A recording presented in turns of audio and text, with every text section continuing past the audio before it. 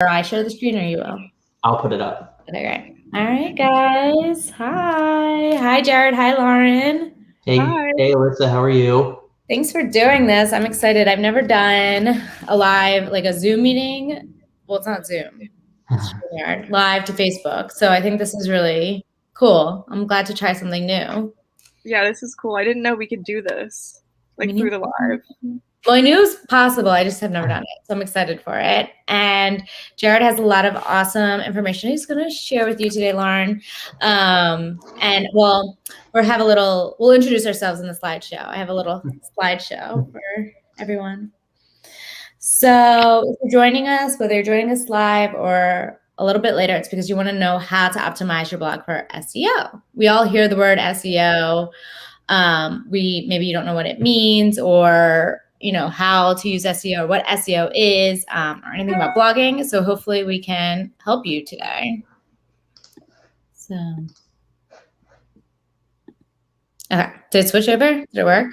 It did. Awesome. Cool. Okay. So we each want to introduce ourselves a little bit real quick. Hi, guys. I'm Alyssa Bloom. I'm the owner of Bloom Digital Creatives, a sister company to Jared's Elevated Web Systems. We're a digital marketing boutique agency. We offer services in all kinds of digital marketing services, such as social media marketing, SEO, web design, graphic design, virtual assistant services, content creation, and more. Hi, guys. I'm Jared. I'm the owner of Elevated Web Systems, and we specialize in custom website design, WordPress website design. SEO is a major component of our business, and that's increasing your organic traffic to your website, generating leads and sales through organic search rankings. And we also do a lot of paid advertising, both on Google and on Facebook and Instagram. So anything that has to do with numbers and analytics, we pretty much handle that. And I'm Lauren. I'm a recent intern of O'Leary Publishing, and I'm also a rising junior at Penn State. I'm studying advertising, and I have a minor in digital media trends and analytics. And I was really hoping I could gain some insight from Jared about SEO, because I was hoping to apply that to whenever I write blogs and stuff for O'Leary Publishing. So yeah, I'm excited to learn. Thank Awesome. you. So why your business needs a blog? Jared, this is your... So a blog is a great place to write content, right? Your Google can't see an image, it can't watch a video, search engines can't understand a podcast. So they need a place to understand what your website is about. And the only goal that search engines have is to satisfy their user's query. So they don't care about who you are or what you do. They just want to deliver the best result for that question. And your blog is a great place to produce engaging content around the target keywords, what you want to rank for, relevant target keywords for your business. So, I mean, if your homepage is rarely going to rank for anything outside of your business name. Your service pages are rarely going to rank for anything beyond your business name and that service, because they're not serving informational intent. They're transactional. They're your pages that for traffic that you direct to your website, so people can understand what you do. So a blog is the hub of information. Great. Okay, so fun fact. Did you know that according to a recent inbound marketing report, nearly 80% of the companies that use blogging as a part of their marketing strategy reported acquiring customers through their blogging efforts? So long story short, that these businesses have said that blogging has actually helped grow their business. Do you want to add anything to that, Jared? I'm sorry, someone just said they can barely hear me. Am I not talking loud enough? I can hear you on our end. Can you, Lauren? Okay. Yeah, I can hear me. Okay. Okay. So yes, you build credibility through your blog. If somebody finds your page on their own, they can, you're going to have instant credibility with them. You're going to be a trusted resource. You answer their question. They might wonder if you want to add some call to actions to your blog, if it's relevant and appropriate. You don't want to be obnoxious. You shouldn't be trying to sell your product and service. on your blog, Mm-hmm. but you can give them an easy opportunity to purchase from you through another page. Right. So how to choose a topic for your blog, because this is actually a strategic part. So yes, you can't write about what you think people want to hear. You have to use the analytics. You have to check search volume, trends. You can use tools like Google Trends, Google Keyword Planner. You can just type in a query on Google and scroll down to the bottom and look for people also search for, and use those, easy tools to come up with topics. And the main thing is you want to write to answer the specific query. So if it's an informational, how to change the oil on a car, right? Answer that question, how to change. That's an informational intent. Best oil for a 2015 Toyota Corolla. That's going to be a transactional query. So you might want to list, that would be a list type article, some top 5 oils for that car. So just make sure you understand the intent of the keyword and write a clear, concise article about that. So I'm kind of thinking that for Lauren, if she's writing a blog for O'Leary Publishing, maybe their ideal client is a potential author. So somebody who's already started a manuscript. So maybe like best practices for writing a manuscript or for brainstorming ideas for a book or something like that. Maybe you got to think, instead of thinking about your business, think about what your ideal client is looking for. There's also a really cool tool called answerthepublic.com, and you can type in some keywords in there and it'll spider off a whole bunch of different topic ideas. And then you have to take those and do some more research to see if there's search volume around them. But it's a really cool tool to come up with ideas. Yes. Okay, so titles and meta descriptions. So your title is, if you look up top at your tab, right now a lot of people are looking at Facebook, or I'm looking at StreamYard. That's where your title ends up. Your title doesn't actually have to be on the page of your blog. It should include your target keyword. And then it is beneficial to put your target keyword, but a lot of, by default, WordPress websites automatically inject the title at the top of a blog post. And sometimes it works, but it's also, that's in your H1 tag, your heading 1, and that's the most valuable real estate on the page. So you might want to tweak it a little bit and make it more relevant. You want to make sure when people land on that page, you let them know you're going to answer their question.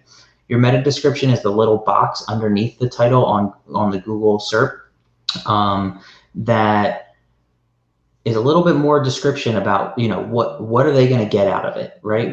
If you click on this link, what are you going to understand? What are you going to learn? What am I going to provide you? And both your title and your meta description should include your target keyword.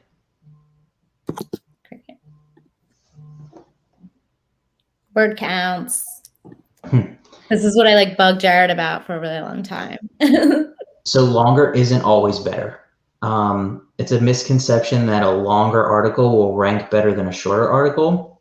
You need to do your research. Type your target keyword into Google and look at the top 3, 4, 5 search results and understand the length that those articles are. I've worked with on some SEO campaigns where we had a 2,000 word article that was ranking, 9th or 10th on the page, but 1, 2, and 3 were 800, 850, 875. We really consolidated that article down, that page down, took out a lot of the fluff, and we shot right up to the top. Wow. So you can actually benefit from removing some unnecessary text from an article. Google has determined that it only takes 800 words to answer this query, so that's all we want to see. Right. I think it's funny. So this kind of reminds me of when you go on Pinterest and you look for a recipe and everyone's like, why can't I just get the recipe? Why does it the whole story? I'm like, that has to do with SEO. It does. They need to, they want to outline it. And then, they can get the featured, you know how sometimes on Google you can just click it and it'll drop down and give you the recipe right there. Mm-hmm. So that's a featured snippet. So there's, if we had hours, we could really talk about all that stuff. Right. this is just the basics. But you do recommend like a minimum of 500 words. Minimum 500 words. I mean, if you're writing an article about what day is Christmas, then it only needs a couple words. Right. You know, you don't have to write 500 words about what day is Christmas. But, right. You know, for a topic, yes, you want about 500 words. Cool. Minimum. Sorry, minimum. Minimum. Graphics in the blog. Graphics are really there for engagement. That's their primary purpose, to make the blog a little bit more exciting to read, to keep people there, and break up the monotony of just scrolling through text. People aren't looking to read a book, or else they would be picking up a book to get their answer. They went to Google, they want to read a blog post. When it comes to optimizing images, you really want to make sure that they're the right size so it doesn't slow down the load speed of the page. And the second thing you want to do is make sure they all have title tags and alt tags. So your alt tag is the description of the image, because search engines can't see the image. They rely on the alt text to understand what the image is. So for example, if we look at the image here on the top right, we would say, woman in white bathing suit holding surfboard on the beach, right? It doesn't have to be perfect grammar. You don't need, you don't need too much. It's just a description of literally what the image is. And if you're writing an article about surfing or white bathing suits, it's a signal that, okay, this, here's another signal about what this article is about. Right. Great. Headings and subheadings. All right. So I mentioned H1 tag. Mm-hmm. Those of you who don't know, like HTML is based on primarily H1 through H6, and then your paragraph tags. Your heading tags just hold more weight. So you should only have one H1 tag. You can have multiple H2, and within them H3. So think of it as breaking down a bulleted list. And your H1 tag is the first signal about what this article, what this page is about. H2 is your subheadings. H3 would be important key topics within a subheading. And you can go all the way down to H6. Primarily, you'll see H1 through H3, occasionally an H4, depending on the length of the article. It also, you want to bold them. You want to style them to make the article more readable. Your text should be spaced. It can be, you can put one sentence on a line. People want to read something that's easy. If it's bulk paragraph, 7, 8, 9 sentences in a paragraph, people are going to leave right away, because they want to be able to glance through it, find the answer they're looking for, and leave. Right. Like, I know that you got to make sure your content is easily readable. Right. Like, I know that my target client doesn't have time for their marketing, so they're not going to have time to read a very lengthy blog that's a huge paragraph. So try to keep that in mind. Lauren, do you have any questions before we open up to Facebook? No, that all makes a lot of sense, and it's a lot of stuff that I didn't know before, so I'm glad that I'm learning that. Good. I do think that a lot of it is like just taking a step back and realizing it's not so. You got to just think about what your ideal client is, like who you're writing for. Mm-hmm. And then, of course, knowing like the SEO part of it. Mm-hmm. Sorry, my wife is watching from the other room, asking me questions. Does she have questions? I could ask in the chat. Yeah. I want to see some questions coming in. So if anyone is on Facebook watching live and has any questions, just type it in the comments and we'll see it and we'll address it. I do have a couple more slides if you want to. Oh, I'm sorry, cut you off short. Well, I just want to give our contact information and stuff, just in case. If you don't have any questions now, but you're watching not live or you think of them later, you can always reach out to Jared and I, screenshot it, write it down. This is our contact information.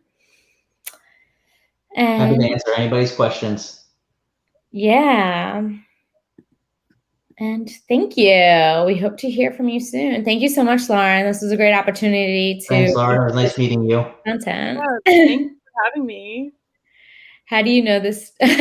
Your wife asked a question. That's so cool that it asked on there. Because you married the smartest man on the planet. Good Lots answer. of training. Lots of education, lots of learning. Yes. Blogs, right? No, I mean, I've taken courses, Yeah. invested time and money in SEO courses, master classes, things like that. And I mean, it all started with YouTube University, watching hundreds and hundreds of hours of content, and then realizing that, paying for a real course from a real SEO expert was the way to become, the best at SEO. So a lot of like website stuff I'm self-taught, but when it comes to like the strategic Facebook ads, Instagram ads, Google ads, and SEO, you really got to invest in your craft. Yeah, I concur with that. And all the other experts. Well, maybe you'll have a course one day. Maybe. We'll see. Really cool. Do you have any other questions, anyone, or Lauren?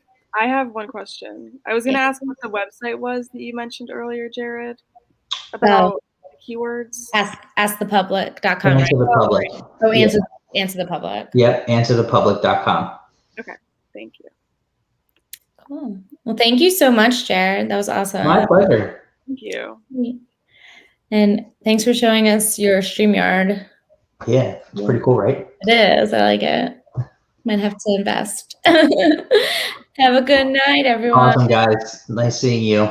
You too. Bye. Bye.